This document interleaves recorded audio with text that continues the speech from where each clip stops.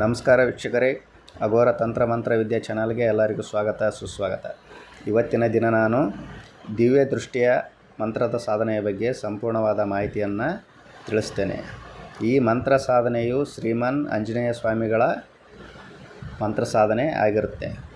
ಈ ಮಂತ್ರ ಸಾಧನೆಯನ್ನು ಮಾಡೋದರಿಂದ ಏನೆಲ್ಲ ಪ್ರಯೋಜನಗಳಿವೆ ಅಂದರೆ, ಸಪ್ತ ಚಕ್ರಗಳು ಆ್ಯಕ್ಟಿವೇಶನ್ ಅನ್ನೋದು ಆಗುತ್ತೆ. ಆಮೇಲೆ ಥರ್ಡ್ ಐ ಅನ್ನೋದು ಓಪನ್ ಆಗುತ್ತೆ. ಥರ್ಡ್ ಐ ಓಪನ್ ಆದರೆ ದಿವ್ಯ ದೃಷ್ಟಿ ಅನ್ನೋದು ನಮಗೆ ಜಾಗೃತ ಆಗುತ್ತೆ. ಈ ಮಂತ್ರ ಸಾಧನೆಯನ್ನು ಮಾಡೋದರಿಂದ ಸಪ್ತ ಚಕ್ರಗಳನ್ನು ಆ್ಯಕ್ಟಿವೇಶನ್ ಮಾಡಿಕೊಂಡು ದಿವ್ಯ ದೃಷ್ಟಿಯನ್ನು ನಾವು ಹೊಂದ್ಬೋದು. ಅಂದರೆ ಈ ಮಂತ್ರ ಸಾಧನೆ ಅನ್ನೋದು ತುಂಬಾ ಕಠಿಣವಾಗಿ ಇರುತ್ತೆ. ಯಾಕೆಂದರೆ ಇದು ಶ್ರೀಮನ್ ಆಂಜನೇಯ ಸ್ವಾಮಿಗಳಿಗೆ ಸಂಬಂಧಪಟ್ಟಂತಹ ದಿವ್ಯ ದೃಷ್ಟಿ ಮಂತ್ರ ಸಾಧನೆ ಇದಾಗಿರುತ್ತೆ. ಈ ಸಾಧನೆಯನ್ನು ಮಾಡುವಾಗ ಕಂಪಲ್ಸರಿ ಬ್ರಹ್ಮಚಾರ್ಯ ಪಾಲನೆಯನ್ನು ಮಾಡಬೇಕು. ಆಮೇಲೆ ಮದ್ಯ, ಮಾಂಸ, ಧೂಮಪಾನ ಇನ್ನಿತರ ಚಟಗಳಿಗೆ ನೀವು ದೂರ ಇರಬೇಕು. ಈ ಸಾಧನೆಯನ್ನು ಯಾವ ದಿನ ಆರಂಭ ಮಾಡಬೇಕು ಅಂದರೆ, ಶುಭ ಮಂಗಳವಾರವನ್ನು ನೀವು ನೋಡಿಕೊಳ್ಬೇಕಾಗತ್ತೆ. ನಕ್ಷತ್ರ ಯಾವುದಾದ್ರೂ ಇರಲಿ, ಶುಭ ದಿನ ಇರಬೇಕು ಮಂಗಳವಾರ. ಅವತ್ತಿನ ದಿನ ನೀವು ಕಾಯಿ, ಕರ್ಪೂರ ಹಾಗೂ ರುದ್ರಾಕ್ಷಿ ಮಾಲೆಯನ್ನು ತೆಗೆದುಕೊಂಡು ಶ್ರೀಮನ್ ಆಂಜನೇಯ ಸ್ವಾಮಿಗಳ ದೇವಸ್ಥಾನಕ್ಕೆ ನೀವು ಹೋಗಬೇಕು. ಹೋಗಿ ಅಲ್ಲಿ ಎಲ್ಲ ಪೂಜೆ ಪುನಸ್ಕಾರಗಳನ್ನು, ಕಾಯಿ ಕರ್ಪೂರವನ್ನು ಎಲ್ಲವನ್ನು ಸಲ್ಲಿಸಿದ ಮೇಲೆ ರುದ್ರಾಕ್ಷಿ ಮಾಲೆಯನ್ನು ಆಂಜನೇಯ ಸ್ವಾಮಿಗಳ ಮುಂದೆ ಇಟ್ಟು ಒಂದು ಸಂಕಲ್ಪವನ್ನು ನೀವು ಮಾಡಿಕೊಳ್ಬೇಕಾಗತ್ತೆ. ಏನು ಅಂದರೆ, ನಾನು ದಿವ್ಯ ದೃಷ್ಟಿ ಮಂತ್ರ ಸಾಧನೆಯನ್ನು ಮಾಡ್ತಿದ್ದೇನೆ, ನೀವು ನನಗೆ ಗುರುವಾಗಿ ಮಾರ್ಗದರ್ಶನವನ್ನು ನೀಡಬೇಕು.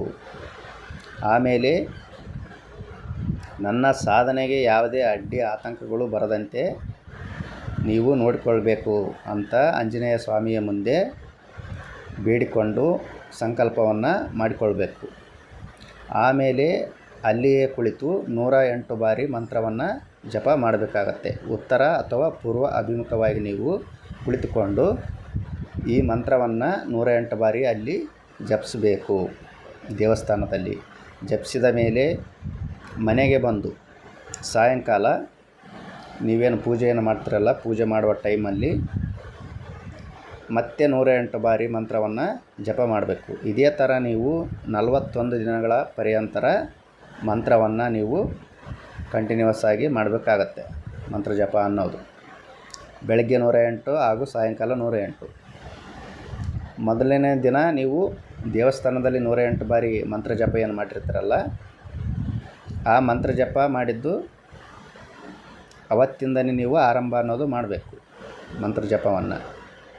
ಆಮೇಲೆ ನೀವು ನಿಮ್ಮ ಒಂದು ಸಪ್ರೇಟ್ ಆದಂತಹ ರೂಮ್ ಇದ್ದರೆ ಉಳಿದ ದಿನಗಳು ನೀವು 41 ದಿನಗಳವರೆಗೆ ನೀವು ಅದೇ ಸಪ್ರೇಟ್ ಆದಂಥ ರೂಮಲ್ಲಿ ಬೆಳಗ್ಗೆ 108 ಹಾಗೂ ಸಾಯಂಕಾಲ 108 ಈ ಥರ ಮಂತ್ರವನ್ನು ಜಪ ಮಾಡಬೇಕು. ಕಟ್ಟುನಿಟ್ಟಾದಂತಹ ಬ್ರಹ್ಮಚಾರ್ಯ ಪಾಲನೆ ಅನ್ನೋದು ಇರಬೇಕು. ಆಮೇಲೆ ನಿಷ್ಕಲ್ಮಶವಾದ ಭಕ್ತಿ, ನಿಷ್ಕಲ್ಮಶವಾದ ಮನಸ್ಸು, ಆಮೇಲೆ ಏಕಾಗ್ರತೆ ಅನ್ನೋದು ಯಾರ ಹತ್ರ ಇರುತ್ತೆ ಅಂಥವರಿಗೆ ಮಾತ್ರ ಈ ಮಂತ್ರ ಸಾಧನೆ ಅನ್ನೋದು ಆಗುತ್ತೆ. ಆಮೇಲೆ ದಿವ್ಯ ದೃಷ್ಟಿ ಅನ್ನೋದು ನಿಮ್ಮಲ್ಲಿ ಜಾಗೃತಿ ಆಗಬೇಕು ಅಂದರೆ ಮೊದಲು ಏಕಾಗ್ರತೆ ಅನ್ನೋದು ಮುಖ್ಯ. ಆಮೇಲೆ ತಾಳ್ಮೆ ಅನ್ನೋದು ಮುಖ್ಯ. ಈ ಥರ ನೀವು ಮಂತ್ರವನ್ನು ಕಟ್ಟುನಿಟ್ಟಾದಂತಹ ಶಿಸ್ತಿನಿಂದ, ಏಕಾಗ್ರತೆಯಿಂದ ಮಂತ್ರ ಜಪವನ್ನು ನೀವು ಮಾಡಿದ್ದೇ ಆದರೆ ನಿಮ್ಮಲ್ಲಿ ದಿವ್ಯ ದೃಷ್ಟಿ ಅನ್ನೋದು ಜಾಗೃತೆ ಆಗುತ್ತೆ. ಭೂತ ಭವಿಷ್ಯತ್ ವರ್ತಮಾನಗಳನ್ನು ತಿಳಿದುಕೊಳ್ಳುವಂತಹ ಶಕ್ತಿ ನಿಮ್ಮಲ್ಲಿ ಜಾಗೃತ ಆಗುತ್ತೆ. ಆಮೇಲೆ ಹಿಂದೆ ನಡೆದಿರುವಂತಹ ಹಾಗೂ ಮುಂದೆ ನಡೆಯುವಂತಹ ಕೆಲವೊಂದು ಘಟನೆಗಳನ್ನು ನೀವು ತಿಳಿದುಕೊಳ್ಬೋದು. ಅಂತಹ ಅದ್ಭುತವಾದಂತಹ ಶಕ್ತಿ ನಿಮ್ಮಲ್ಲಿ ಜಾಗೃತ ಆಗುತ್ತೆ. ಒಮ್ಮೆ ನಾನು ಮಂತ್ರವನ್ನು ಹೇಳ್ತೇನೆ, ನೀವು ಸರಿಯಾಗಿ ಅದನ್ನು ಮೊದಲು ಅಭ್ಯಾಸ ಮಾಡಿ ಆಮೇಲೆ ಮಂತ್ರವನ್ನು ಜಪ ಮಾಡೋಕ್ಕೆ ಶುರು ಮಾಡಿ.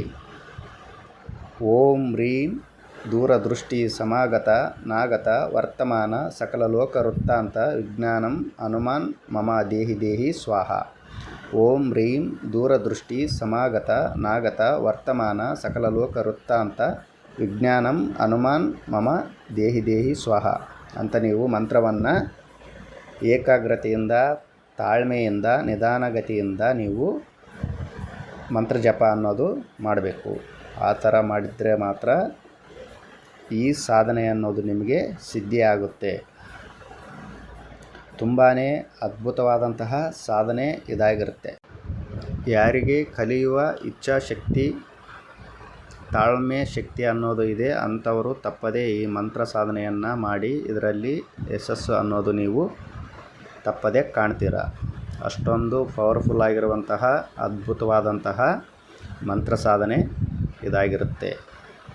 ಇಂತಹ ರಹಸ್ಯ ತಂತ್ರವಿದ್ಯೆಗಳನ್ನು ಮಂತ್ರ ಸಾಧನೆಗಳನ್ನು ದೇವತಾ ಸಾಧನೆಗಳನ್ನು ತಿಳಿದುಕೊಳ್ಬೇಕಂದ್ರೆ ನೀವು ನಮ್ಮ ಚಾನಲನ್ನು ಸಬ್ಸ್ಕ್ರೈಬ್ ಮಾಡಿ, ಲೈಕ್ ಮಾಡಿ ಹಾಗೂ ಶೇರ್ ಮಾಡಿ.